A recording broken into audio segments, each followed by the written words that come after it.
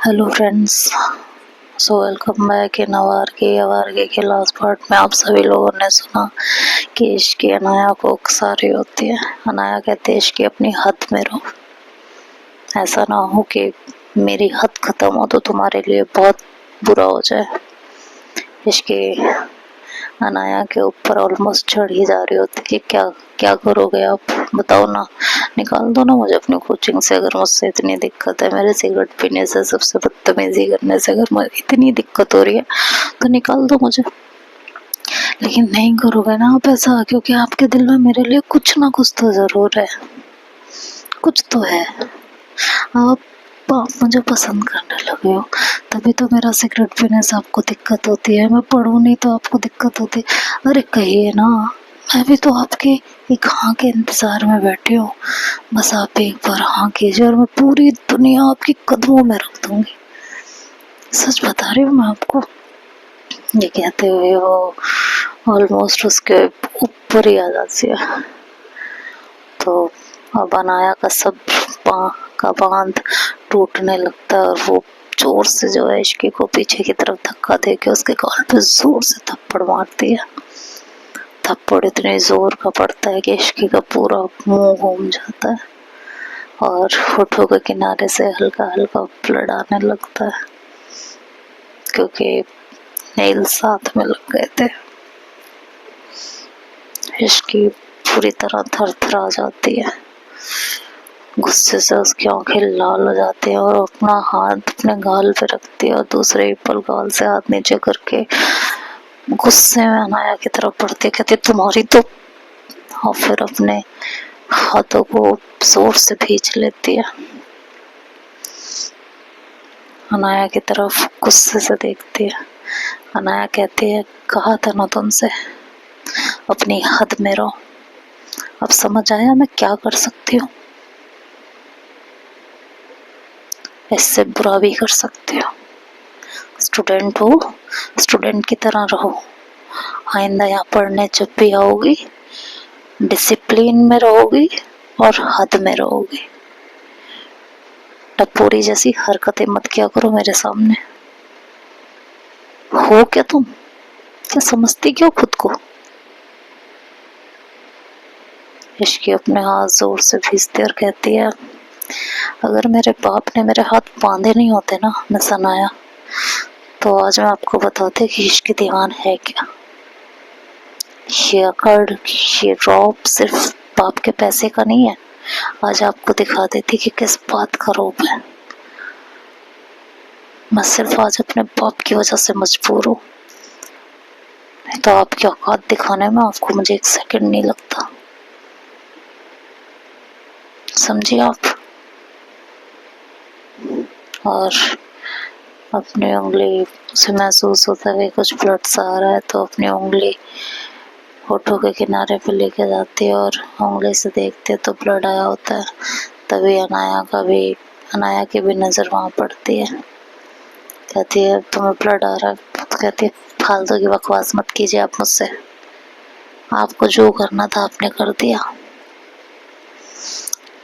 आप बस इश्की अपनी हद में रहो। अभी भी तुम्हें मैं वही बता रही हूँ, ये जो मैंने किया है ना, ये दोबारा हिम्मत तो करके देखिएगा आप दोबारा। आज मैं सिर्फ चुप हूँ क्योंकि मेरे बाप ने मुझे, ये क्या है कि वो अपनी बुक्स उठाती है। अनाया से पीछे से कहती है रुक जाओ तुम, कहती है तो कुछ नहीं बोलती, बस बुक्स उठाती है और उसके घर से निकल जाती है। अनाया चुपचाप बैठ जाती है वहीं कमरे में, सर पकड़ लेती है और कहती है इस लड़की को सुधारना भगवान कितना मुश्किल काम है। मैं क्या करूं इस लड़की का, कैसे सुधरेगी ये? भाड़ में जाए, मेरा काम है पढ़ाने का, पढ़ाऊंगी। एक पैसे की तमीज ही नहीं है। तभी उसकी भाभी और मम्मी रूम में आती हैं और कहते हैं क्या हुआ, वो इतने गुस्से में क्यों आई है? कुछ नहीं मम्मी, हुआ क्या? तो उसकी मम्मी कहती है उफ, ये कमरे से कैसे स्मेल आ रही है, जैसे अजीब सी बदबू आ रही है। तो कहती है कुछ नहीं मम्मी, वो जो अभी गई है ना इसकी सिगरेट पी रही थी यहाँ पे, इसी बात पे दोनों में बहस हो गई, मैंने थप्पड़ मार दिया। तो उसके बाद भी उसको देखते कहती आपने अपने स्टूडेंट पे हाथ उठाया, आप तो कभी ऐसा नहीं करते, चाहे स्टूडेंट कितना भी बदतमीज हो। लेकिन कुछ बदतमीजियाँ हद से पार हो जाती हैं भाभी, फिर उन्हें हद में लाने के लिए कुछ ना कुछ करना ही पड़ता है। नहीं करती तो शायद ये सुधरती नहीं। और आपको लग रहा है कि एक थप्पड़ उसे सुधार देगा, पता नहीं, लेकिन ये थप्पड़ उसे अपना हमेशा अपनी हद में याद रहना सिखाएगा। खैर, कमरे के पर्दे वर्दे हटा दिए जाते हैं जिससे कमरे की बदबू साफ हो।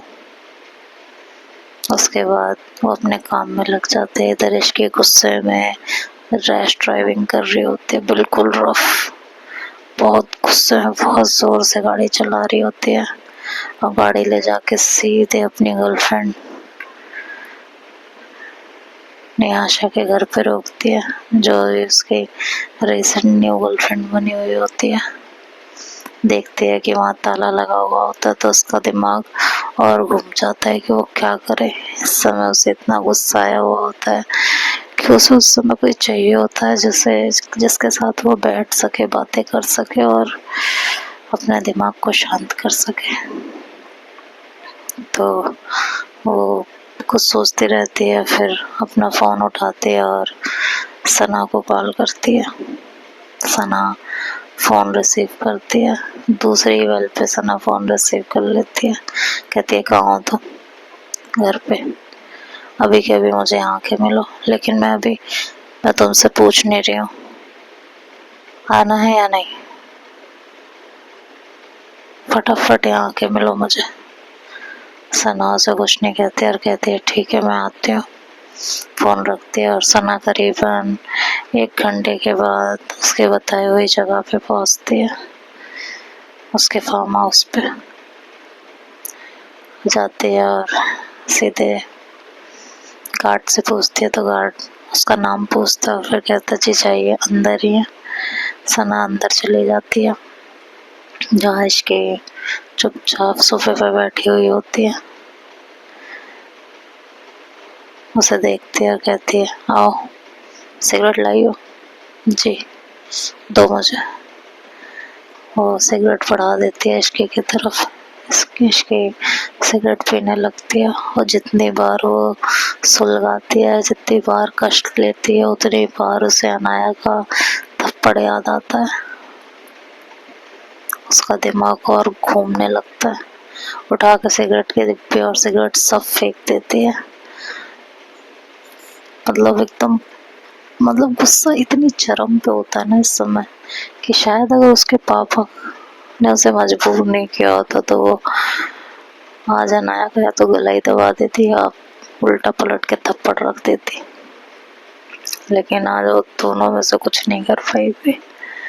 सना उसके पास आती है और कहती है क्या हुआ इश्के, इतनी टेंशन में, इतने गुस्से में क्यों? कहते हुए उसकी निगाह इश्के के होठों पे पड़ती है। कहती है ये क्या हुआ है? ये होठों से खून उसके होठ छूने वाली होती है, तभी वो सना को घूर के देखते हुए कहती है हाथ मत लगाना मेरे होठों को, तो मैं पहले भी कहा मुझे होठों को छूना बिल्कुल पसंद नहीं है। ये कह के वो उसके बालों को पकड़ती है और सर को पीछे की तरफ खींच के इसके अपने होठ सना की गर्दन पे रख देती है। उसे वाइल्ड तरीके से किस करने लगती है। सना उसे रोकती है, कहती है पेन हो रहा है तो इसकी उसे छोड़ देती है। कहती है ठीक है पेन हो रहा है तो जाओ यहाँ से, क्या करने आई हो यहाँ? तो सना उसे गले से लगाती है और कहती है sorry sorry sorry sorry sorry, please गुस्सा मत करो। इसके सना की तरफ देखती है और कहती है तुम पागल पागल हो क्या सना? मैं तुमसे इतनी बदतमीजी करती हूँ, तुम्हें कुछ भी सुना देती हूँ, तुम्हारे साथ कैसा भी बिहेव करती हूँ, और तुम हो कि खुद उल्टा मुझे सॉरी बोलती हो। दिमाग ठीक है तुम्हारा? तुम पैसे और हवस में इतनी कहती है मुझे नहीं पता इसकी, तुम कुछ भी खेलो, बट तो तुम जब मुझे खुद से दूर करने लगती हो, तुम मुझे बेचैनी होने लगती है। मुझे तुम्हारे रफनेस, तुम्हारी हर चीज की आदत पड़ गई। तो जब आदत पड़ गई है तो इस दर्द का रोना क्यों? चुप नहीं रह सकती हो? तो कहती है दर्द होगा तो बताऊंगी, मुझसे कुछ तो नहीं, कंट्रोल करो।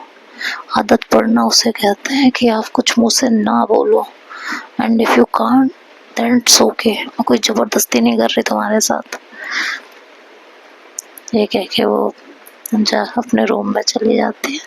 सना पीछे से अपने सर पे हाथ मारती कहती शिट यार, फिर नाराज कर दिया, हद हो गई है, क्या ही करूँ मैं। ये कह के वो पीछे पीछे जाती है। हाँ, उसके पीछे पीछे जाती है तो देखते हैं सनाया उसका गुस्सा शांत कर पाएगी या उसके गुस्से की शिकार हो गई। अब ये सब तो भाई कल के पार्ट में ही सुन पाएंगे, तो तब तक के लिए इसे सुनिए, एंजॉय कीजिए, और फिर मिलते हैं कल के पार्ट में। तब तक के लिए बाय बाय, टेक केयर और हैव अ ग्रेट डे।